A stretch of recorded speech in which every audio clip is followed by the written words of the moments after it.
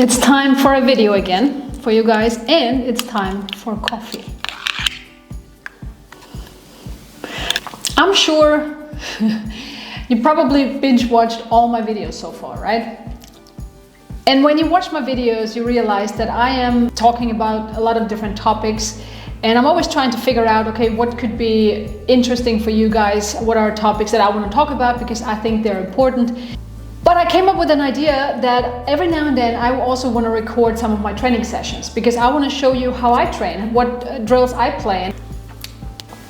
When I look on the internet, I feel like everybody is always trying to come up with new things, new drills, and I do the same, don't get me wrong. And I've heard so many times from young players, oh no, I'm not playing this drill because it's an old drill, I played the new ones. And I'm like, listen, there's so many good old drills out there, so don't forget them, okay? Don't discriminate the old drills. All right, so I'm gonna show you 5 old drills that are still great and I always include in my practice sessions. Let's do this.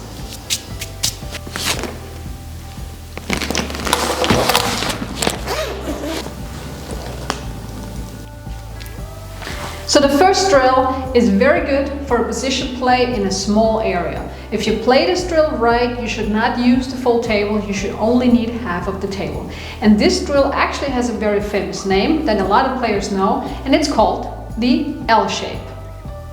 When it comes to the L shape, the setup is actually quite important because otherwise some balls will not be able to pot. In this case, the balls that are closer to the short rail and long rail are closer to each other than the rest of the balls. And especially when it comes to ball 8 and 9, you put the 8 on the spot, then for example you take the cue ball on top of it, and then you take the 9 ball, and this is where you start the new line towards the long rail. I think the rules for the L shape are pretty clear. You're playing here in numerical order, so from 1 through 15. You have ball in hand only at the beginning, and you're not allowed to play any bank shots or combos or whatever. You're only allowed to pocket the balls in one corner pocket. When you miss or you touch another ball, you start all over again. The drill is called position drill in a small area, which means if you play it right, you probably only need to use half of the table for your cue ball. But of course, if you want to use the full table, you are allowed to.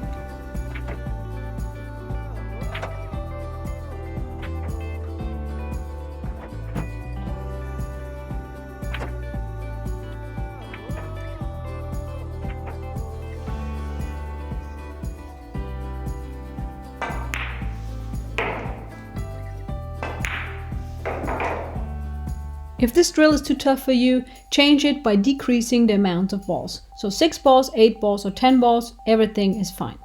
I want to add one rule. Whenever you play drills, always switch sides. Look at the L shape, for example. Very often you see players set the L shape up on the same side of the table, playing into the same corner pocket. But let's face it, we all have a favorite spin that we like to play. And by switching sides, you're forcing yourself to also use the other spin, where you might not feel as comfortable. So never forget that. Always switch sides. Drill number 2 and 3 are actually very similar. It's just a different setup. But the idea behind it is the same. It's about a position play in a large area. So now we're talking about the full table. And also, the potting gets a little bit more difficult now compared to the L shape. The setup is easy, just as shown on the image. The balls on the rails are frozen, the 3 ball and the 2 ball are on the spot, and the distance between the balls should be the same. The rules for this drill are also very easy and common. You're playing in numerical order again from 1 through 15. You have ball in hand only once at the beginning, and then you're trying to run this table without making any mistakes. When you do make a mistake, you start all over again. Once again, you're not allowed to play any combinations or bank shots or jump shots or whatever. And of course, you're also not allowed to touch another ball.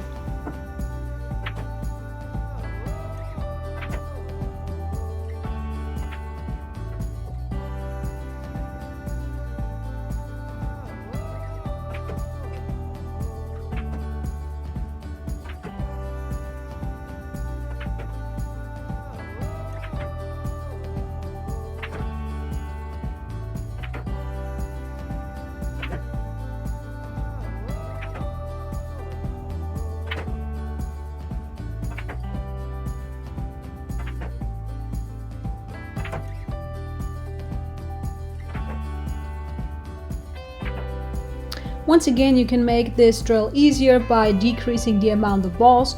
You can also change the distance between the balls, and if you want to, with this drill in particular, you can change the distance from the object ball to the corner pocket.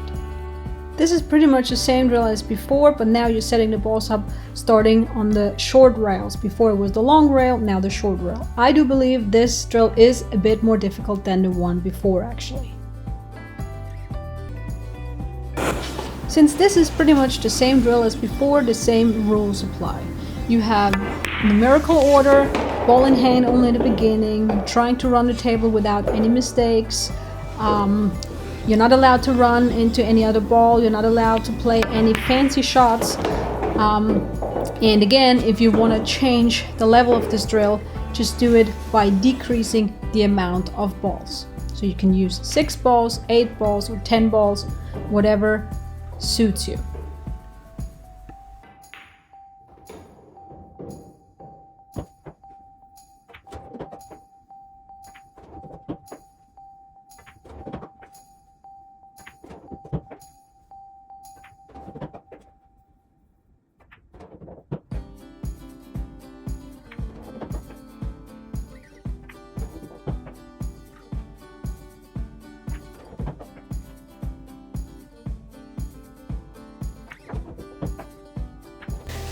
Oh, and if you're wondering, no, I'm actually not changing clothes in between my training sessions. I actually had a problem with my camera, so when I recorded my training session, in the middle I realized that my camera just stopped working and it didn't want to work with me on that day, so I had to record the session again, or part of the drills again. And I was frustrated at first, but actually in the end I thought, well, the camera actually forced me to practice again and play these drills again. So it gave me extra training. So it turned out quite all right. But yeah, no, I'm usually not changing clothes and hairstyle and tables in between my training sessions. So that's just problems that you have as a content creator, I realized. Drill number 4, I think, is really good because you're practicing a situation that I think occurs so many times in matches. It's only 6 balls, they're frozen on the rail, and once again we're talking about position play in a large area, so full table, and the potting of course gets much more difficult because the balls are frozen to the rail. I think this is a great drill because you will face these situations so many times in matches. I think all balls are frozen to the rail, and now it depends on you how you want to play it. 3 rails and come back out for the 2, or 2 rails and come back out, and some players actually like to play it with just 1 rail, so it's totally up to you. Once again, we are having a drill where we play in numerical order, so from 1 through 6 in this case, ball in hand only once at the beginning, and then you're trying to run this table without making any mistakes.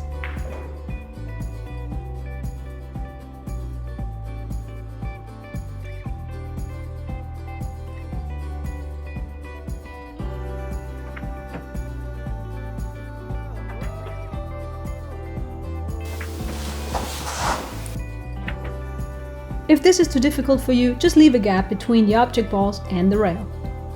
And drill number 5, also very known drill, 15 balls frozen on the rail.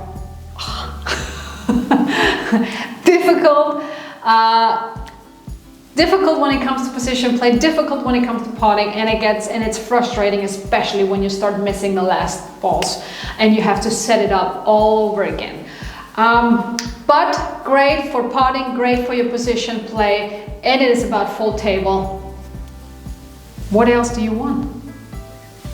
What a great and tough drill. 15 balls all frozen to the rail, and really high chance of frustration. And here is the last drill for this video. 15 balls all frozen to the rail, and first time that we are not playing by any order. So that means there is no numerical order, you can play any order that you like. But once again, you only have ball in hand once at the beginning, and of course there are no fancy shots allowed. No bank shots, no combos, no nothing. You're also not allowed to touch any other ball.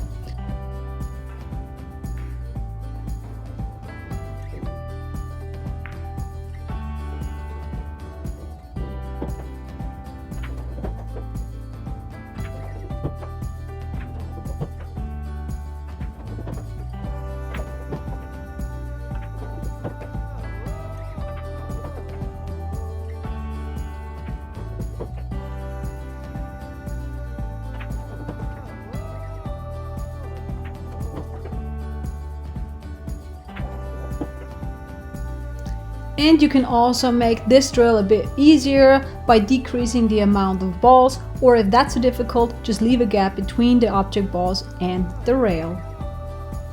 Have fun! Yep, that's it. 5 drills, and I know some of you are probably thinking, oh, I've known these drills for a long time. But be honest to yourself, when was the last time you played them? Don't forget the old drills, they're still great. Have fun practicing, and I talk to you soon.